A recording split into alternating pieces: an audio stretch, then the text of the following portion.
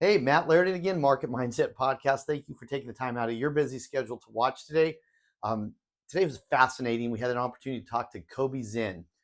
He's co-founder of the Agent Wealth Hustle and a top 1% global growth leader at eXp Realty out of Houston, Texas. This was fascinating for me because part of what I do is help broker owners recruit and retain, more importantly, retain top talent. And Kobe has mastered both. Fascinating young man. Recruiting and retaining is not an easy business. Certainly helps when you have a great platform like eXp Realty. But again, Kobe shared a lot of insight that's helped my business, working with broker owners, recruiting and retaining top talent. For you broker owners out there, really suggest that you pay attention, listen, because Kobe has mastered the art of recruiting and retaining top real estate talent. So without further ado, here's Kobe Zinn. All right, I am super excited today to have Kobe Zinn with us. He's a 23-year-old real estate agent out of Houston, Texas. He's with eXp, and he's the team leader of Wolfpack Infinite organization. That's NFINITE. We'll give you some contact information at the end. What's really exciting about talking to Kobe today is that he's at the age of 18, he got his real estate license. And within a year of being licensed, he was named top 3% team builder at eXp out of 90,000 agents. Unbelievable. Never had sold a house himself yet at that time. Right now, he runs a team of over 70 real estate agents. Let me start over again, nationwide, and he's continuing to aggressively expand. Kobe, thank you for taking the time out of your schedule. I know managing agents, recruiting agents is a full-time job, so carving out some time for us today, really, really appreciated. Absolutely, man. I'm really honored to be on this podcast and to have met you, Matt, as well. And just would love to share anything that is going to be valuable. And I know we both love talking about recruiting, but also retaining agents as well. So I'm really excited to dig right on in. Yeah, I agree with you. A lot of these broker owners out there, they talk about recruiting and retention. And for me, I mean, I know they're both super important, and it's easy to recruit, or I mean, it's a challenge, but it's easy. Retention is what's so important because these agents have so many options out there. And the one thing that, I encourage them is, culture's important, payout's important, but who's in command, who's in control of, who can you learn from at your firm?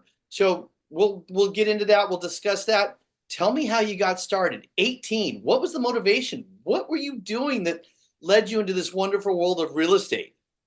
Yeah, thanks for asking that, man. It's actually really interesting how I got started in the beginning because I started out in a completely different mindset, or not really a different mindset, but a different path in real estate than where I ended up.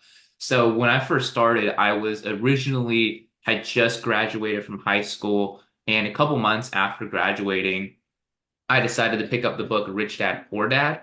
And Okay. that was how I got my first introduction into the concept of passive residual income. Before then, I didn't know what that was. I just knew I wanted to kind of like run my own business, but I didn't know that, passive income was a thing. So that was the first time I got introduced to that concept. And it just kept coming back to real estate. And that's how I decided to get my license at 18 was I didn't have anybody in my circle at that time that was in real estate. I was really new to the real estate industry. I was still trying to figure out like what is an agent, what is an investor, how do they work together, right? How does this all, build this ecosystem of real estate that can help me build passive income. So I wasn't necessarily in, in one kind of tunnel or another. I was just trying to figure out how can I build some passive income and how can I do it in the real estate industry. So I decided to get my license, and I was looking for at the time a brokerage or a team that was investing focused because I wanted to learn from other people who were building a business in real estate, not necessarily just selling real estate and doing a great job of doing that, but also building out, their wealth and building passive income on the, on that side as well. So I was looking for that, and I was actually having a really hard time finding somebody who could help me with that. But I was on Bigger Pockets, which is the real estate investors forum, and that was when I got introduced to eXp, and just kind of at that time when I first started, it was January of 2020, and I was actually working more of as a ISA, inside sales agent, for an existing investor for about 3 months, but we just couldn't do that anymore Right. for, after about March. So I decided to take another look at what's called our revenue share team building model. And that was when I decided to commit to building a team in real estate, because that was an opportunity for me to go out there and build a business that could create residual income in the industry without necessarily having to over leverage myself through investments. I was 18, it's hard to get a loan. At that Right. time, it was hard for people to take me seriously at that time, selling their house to me, and as well as, limiting the risk and liability of that side as well. So that's kind of how I got started. I know that was a little bit longer, probably. than, No, I love it. I love it. And actually, if you don't mind, we're going to dive a little bit deeper into eXp. And for those who are watching out there, tell me how the eXp Pro, the system works, the culture, and why it's so beneficial to join eXp. Well, I'm so glad you asked that question because I love answering that. And we could be here for hours and hours just talking about all the benefits and all the reasons why agents are flocking over to eXp. So we are, for people who don't have any understanding of what eXp is, we are what's called the first ever cloud-based independent brokerage. So Okay. eXp, being a real estate brokerage, doesn't actually own any offices as a company. We're completely cloud-based. And that basically what allows us to do is to actually reinvest more of the company revenue back into the agents in the form of training, development, opportunities. And that third one is really the most important one, because at eXp, agents have the opportunity to use their real estate license to not just go out there and create a great income selling real estate, but also to build wealth, because eXp is a three income stream brokerage. So you're not only going out there earning your commissions, which all agents are doing, but you're also getting ownership opportunities at the company. You are actually given equity in eXp. So eXp is a publicly traded company, and just by selling real estate, you can actually own a piece of the company, because one of the options for agents is to actually get paid a portion of their commission as eXp stock, so ownership Wow. in the company, but actually at a discount. So you're getting instant equity. So that's one piece of that. And the other piece of that is the revenue sharing model, which is the team building model. So one of the things that agents love to do, especially as they get more successful, is when other agents are asking them for advice, when new agents are coming into the industry that they know, they're asking for a brokerage to join. They're asking for another brokerage maybe to move to. And what do they always do? They refer those agents to the brokerage they're currently with. But in the Exactly. past, they never got paid for that. Maybe they got a gift card, maybe they got paid like one time, or they got a hat, right, for referring those Exactly. agents or something like that. But at eXp, you are actually sharing in the company's revenue. So if you're referring agents to come to the company and they are producing agents, eXp will share a part of the revenue that the company is earning back to you for referring that agent. So agents are actually able to get paid like a brokerage owner without having to get their broker's license, without having to carry all the liability of owning a brokerage, the supervision responsibilities of managing all the agent's contracts, and also the capital overhead of going out there and starting a brokerage as well. So Yeah. it's and there's also no geographic limitations, because we are a global company. So you're not limited to only referring agents to join the brokerage and building out your business in just your local market. Yeah. Yeah. I love that. And from a management standpoint, who serves as the broker of record for these agents? I mean, I know that if I hang my license with ABC Real Estate or XYZ or 123 Real Estate, there's usually a broker in charge. And so how does the management structure work as far as the responsible party up, from where I would normally be at a conventional real estate company? That's actually that's a great question that a lot of agents have, right? So we get this question a lot when we're talking to agents that are out there who are interested. So our broker of records are actually W-2 employees that are on salary by eXp. So eXp finds people who are licensed brokers. They hold their broker's license. They pay them a salary. They become the licensed managing broker for all of the agents within a certain area in their state. So these are people who are qualified, who've been brokers, maybe at other brokerages out there. And a lot of franchises and independent brokers who are growing and expanding do this too, right? It's not just the one owner who's the broker of record. They Right. hire people out. to help with that. So eXp does that exclusively. And that actually creates a really interesting dynamic with the agents because as the broker owner, a lot of times if you're also the broker of record who are managing agents' contracts, I'm not saying people do this consciously, but a lot of times you tend to favor agents who are doing more production Right. because, they're bringing you the income, right? Yes, And with exactly.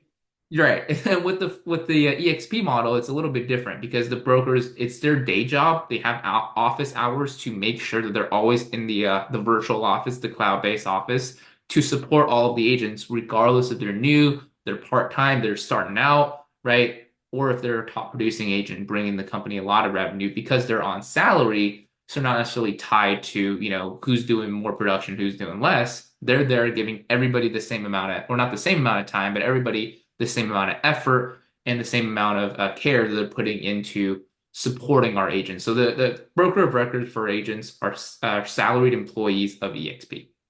Okay, good. So that lays it.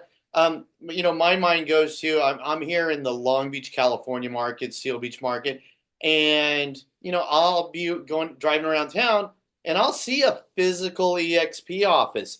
What's the ratio of? I mean, how in a typical city, how many physical brick and mortar offices are there?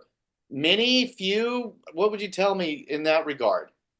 Yeah, so that's an interesting observation that you have there because a lot of agents, they tend to still have their offices, right? Maybe, one of the other things that, just kind of a side note, a lot of existing teams and brokerages, even independent brokerages of I think the largest one that we've got was 500 agents have moved over their entire brokerage under the EXP business model to partner up with EXP. And a lot of times they want to keep they want to keep their brick and mortar offices that, or at least some of them that they've invested in their business. So they would do that, and then they would just brand it as brokered by EXP. So a lot of agents have that, and a lot of agents have surprisingly come over to a cloud-based brokerage without an office and decided to open an office later on to kind of run their business and do events and have it be public facing.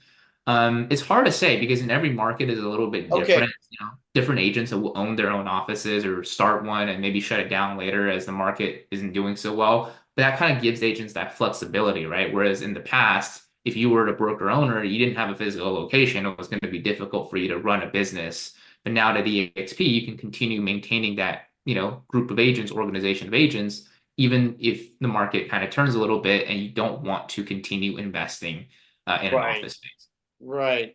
Um, a typical office might have a traditional bricks and mortar office might have a transaction coordinator. What role do transaction coordinators play, if any, in the EXP business model?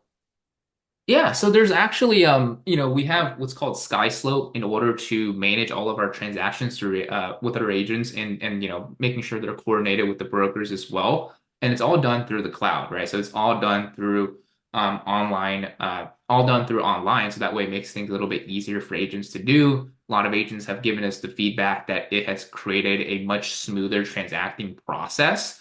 Now, as far as transaction coordinators, a lot of agents have their own transaction coordinators. A lot of Okay, agents tend to hire their own, and eXp also does have through SkySlope a transaction coordination service as well. That again is going to be a little bit additional cost to pay for that individual member, staff member on your team, but you can also hire somebody through the SkySlope system as well at the company.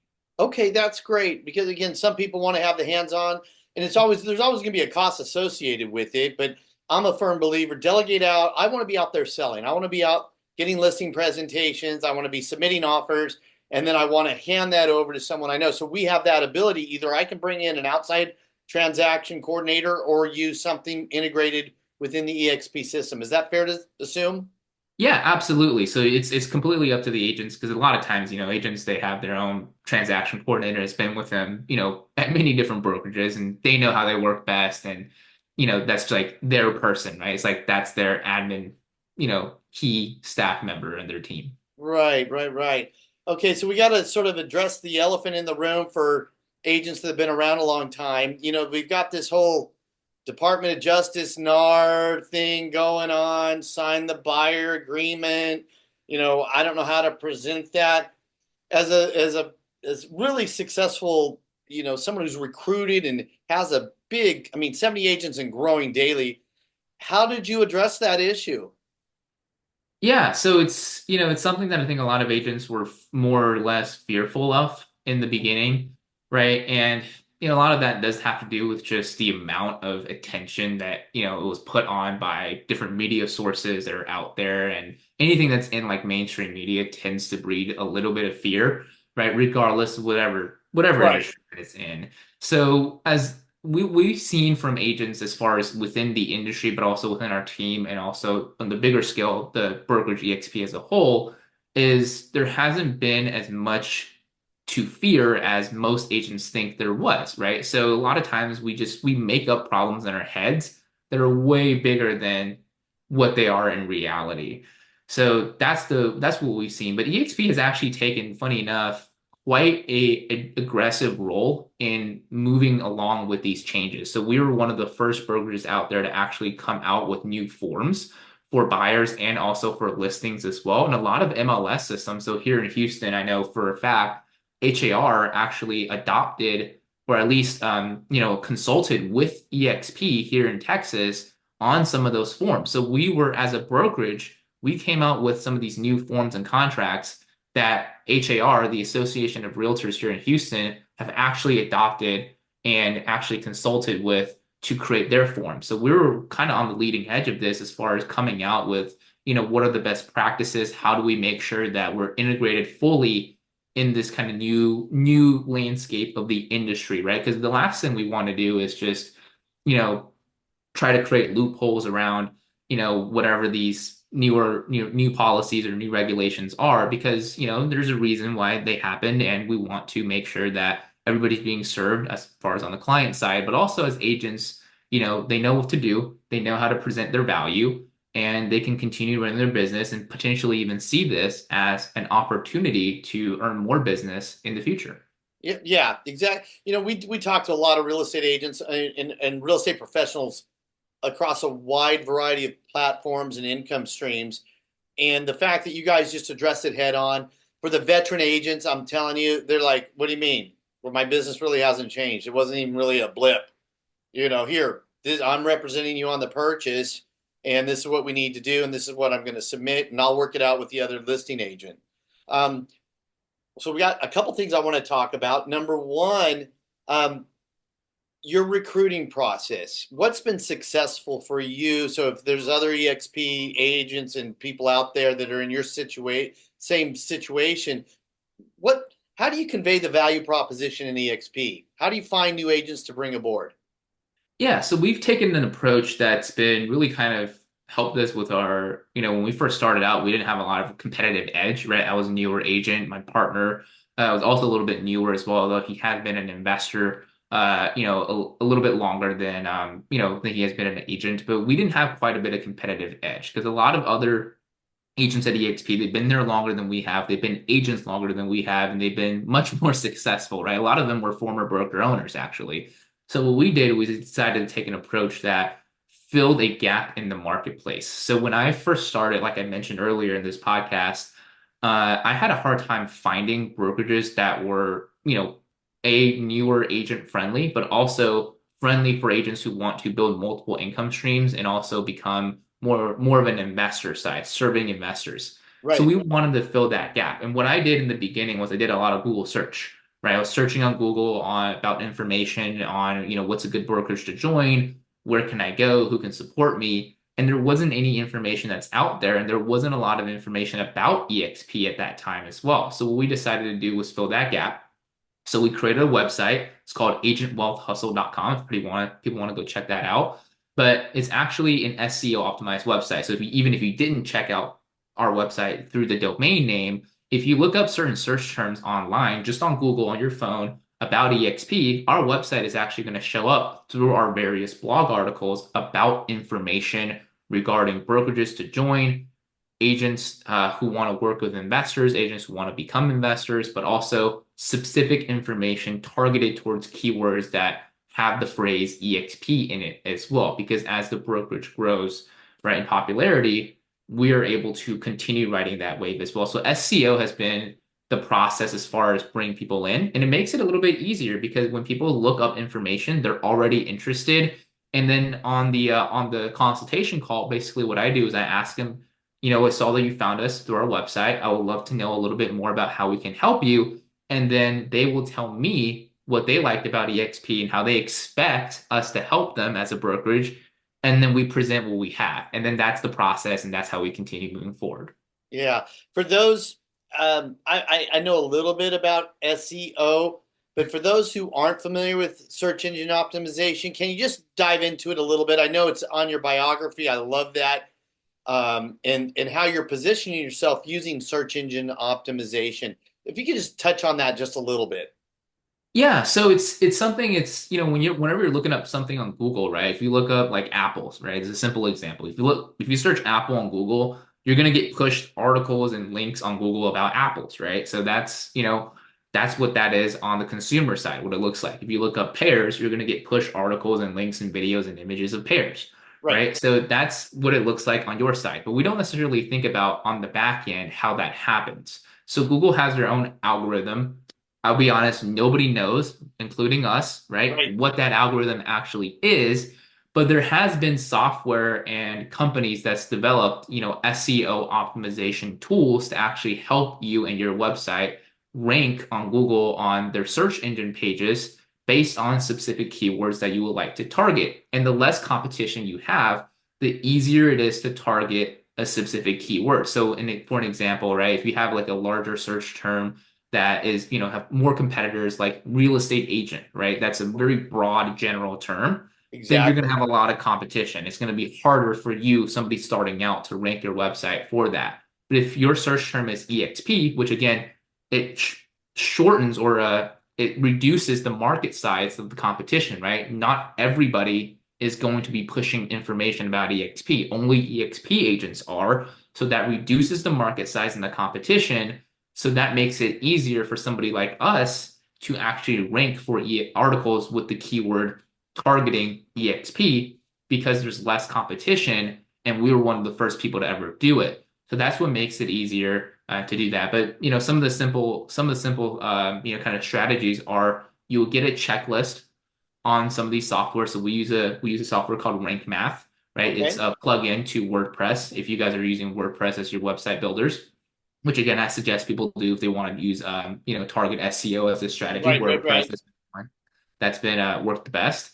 And basically for every blog article that we write, we pick a keyword that we want to rank for. So it'll be, let's just say, for example, best EXP sponsor. So this basically means who is the best agent to join EXP with.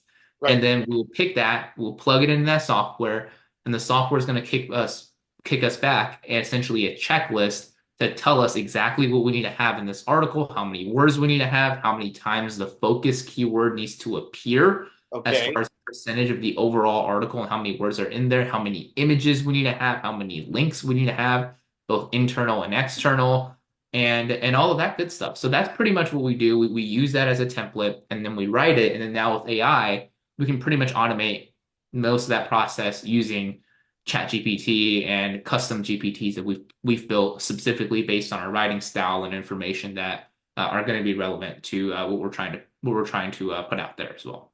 Yeah. Yeah. I mean, and agents are clamoring for AI right now. They want to learn about it. They want to know more about it, and it's obviously here. It's not going away. It's like the NAR DOJ thing. You got to embrace it.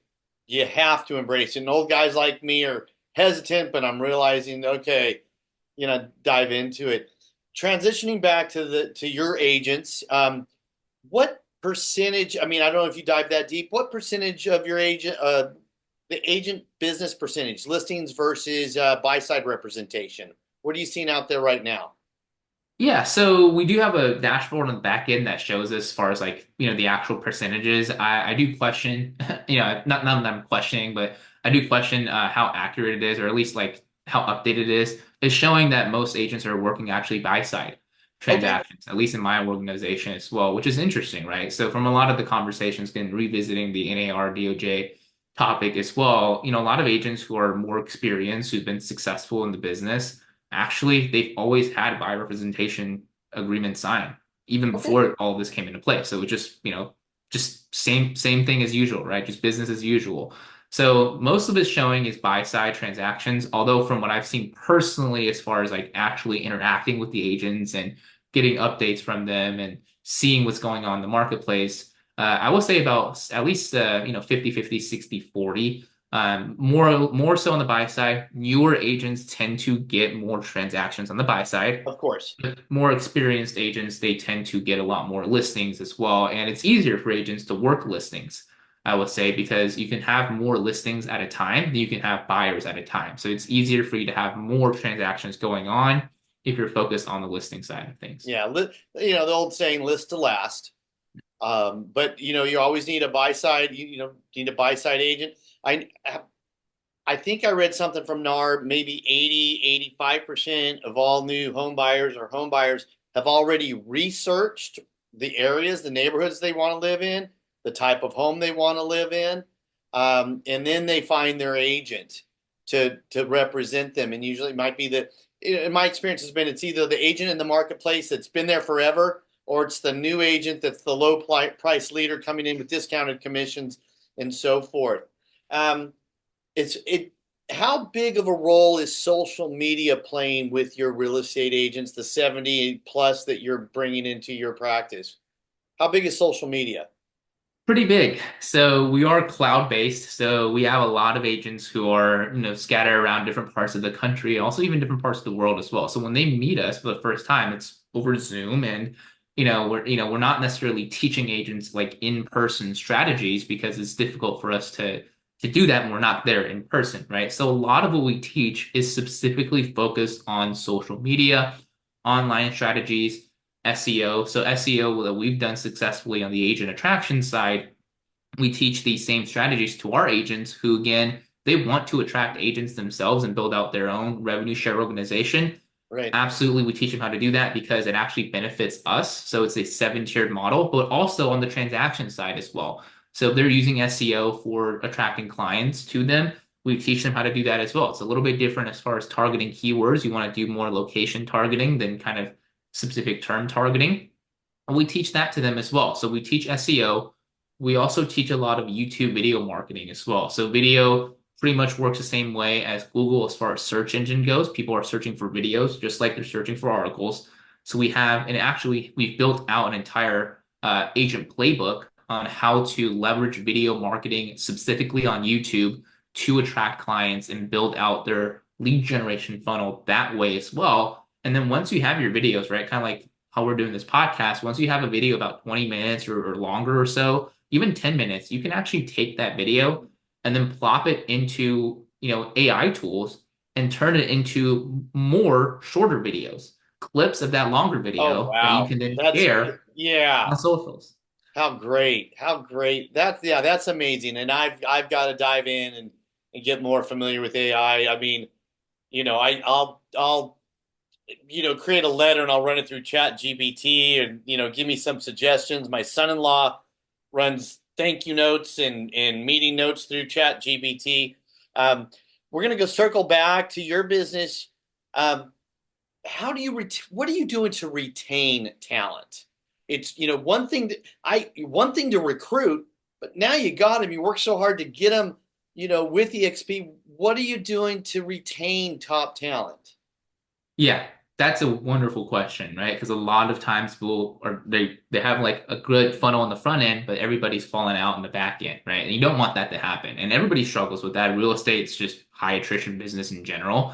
So first things first, eXp does a great job of agent retention as a brokerage as a whole. So we have stock awards, they have vesting periods. So agents tend to want to stay for their stocks to vest. And as they earn more stock, it's more vesting periods, right? So kind of want to stay for that, for the ownership, but also the rev share model, right? I'm not the only person at eXp who has the opportunity to go out there and refer agents. Like I mentioned earlier, we have a 7-tier revenue share model. So if an agent I brought onto the company, they wanted to bring another agent onto the company, that agent goes on their revenue share organization, but also mine. So we help a lot of our agents build revenue share organizations of their own. And once they have a pretty sizable amount of agents, I'll say about 5 or 10, they don't want to leave either because they're earning residual income from the agents they've brought in, just like a team leader or a broker. So they tend to stay for these two things, right? So those are what eXp does for everybody. And we are very grateful for that. And it's, in my opinion, probably the best retention tools that are out there in the industry. But from a standpoint of what we do specifically for the agents in our organization, we are very active and engaged with them. We're not only putting out educational information in the form of courses, playbooks, additional training, additional resources that are exclusive to the agents in our group. We're also hosting mastermind and coaching calls, team meetings on Zoom every single day of the week, pretty much. So we have 4 or 5 calls throughout the week that we host on Zoom. Actually, just hopped off of one right before this podcast. So that's why I was about 2 minutes late. But that's what we do for our team. We keep people engaged, we provide value, and we provide additional value as well. So that way they don't just come over for all the benefits, but when they come over, they tend to stay. And as we all know, it's harder to leave. It's harder to leave a friend. It's harder to leave a collaborative culture. It's harder to leave, people who are providing you value constantly. And it's harder to leave all the retention tools that we talked about from the brokerage side as well. So you've got just a number of ways to retain, obviously the revenue share, the downline, all that. And then 7 days a week, I could be up, I'm like, oh my gosh, I need some motivation, some inspiration. I need to look at a certain subject matter I'm not familiar with. Sounds like you guys are a great avenue to find all types of different educational and training opportunities. We're going to go back a little bit here because it's the buzzword. And I'm late to the game. Real quick, because we don't have a lot of time left, talk about funnels. Everyone's hearing about them. Landing, describe funnels. I had someone on yesterday and they talked about their funnel. You sort of, a little more quiet about it. I love funnels. I think it's a great way to narrow down, qualified prospects. But talk about a funnel for us real quick. Yeah, for sure. Funnels are great. And we, a lot of the marketing that we've built is around funnels. Like we subscribe to the idea of Russell Brunson and ClickFunnels, which is where all that came from. Yeah. So basically what it means is just you are funneling people down that are actually going to be good fits for your business. For agent recruiting and attraction, that's even more valuable because one of the other parts of retention is it starts from recruiting. If you recruit the right agents, it's easier to retain them, right? So if you set the right expectations, it's easier to keep them on board. So funnels basically is just you have this marketplace of prospects, potential people that you want to talk to, and you're just narrowing it down based on their interest and how much aligned they are with what you have to offer. So you give them something for free, people sign up for it, they give you their contact information, you can reach back out to them, and then maybe you sell them a course or something, and then they funnel it down even more, right? They know more about you. And then at the very end, once they've gone through the course and they bought it, maybe you tell them, hey, if you want more information like this for free, come join with us, right? Talk about how we can work with you as a team, right? As an agent in our team. And then they come over and potentially join your team as one of your agents. So that's kind of how, Yeah, no, I just thank you for breaking that down for everyone that's watching out there. So how do they get to what percentages? Since you're a search engine optimization specialist, how many people are entering your funnel, maybe organically versus pay-per-click, or what's the ratio? Do you have any pay-per-click out there? Are you doing any Facebook, Google pay-per-click? No, we're not 100% organic. So wow. We've done it for 4 years and it's worked. So awesome. So let's see, your agents is sort of recapping here about 50-50 on listings versus buy-side representation. You're there in Houston, Texas. You have so much to offer. And again, I know you just hopped off one podcast. I appreciate you being here. How do people get a hold of you? Yeah, thanks so much, man. I appreciate you having me here. So people can get a hold of me just by direct message. If you want to direct message me on Instagram, my name is just KobeXin, KOBEXIN _ That's my Instagram handle. You can also message me on LinkedIn. It's just my name, KobeXin. Or if you want to learn more about how you can work with us directly, you can go to infiniteagents.com. That's infinite without the I. So right. It's the same way. And go to infiniteagents.com, get a little bit sneak peek into what we offer to our agents, and you can have a direct one-on-one call with me. Again, no pressure. Just want to know how we can help you out. I love that. And for all of you out there that are watching, I'll have some information at the end once we finish here with all Kobe's contact information, how to get a hold of him. You're doing a great job. I love the young, new energy that agents and professionals like you are bringing to the business. It makes me stretch a little bit, makes me think outside the box. So again, want to say thank you for sharing eXp. Thank you for sharing search engine optimization, recruiting, retention tactics that you have. Definitely one of the top podcasts that I've been fortunate to get a hold of. And again, for everyone out there watching, listening, when we finish here, there's going to be contact information to reach out to Kobe. I highly encourage you guys to do that. Kobe, thanks again for taking time out of your day and sharing your story.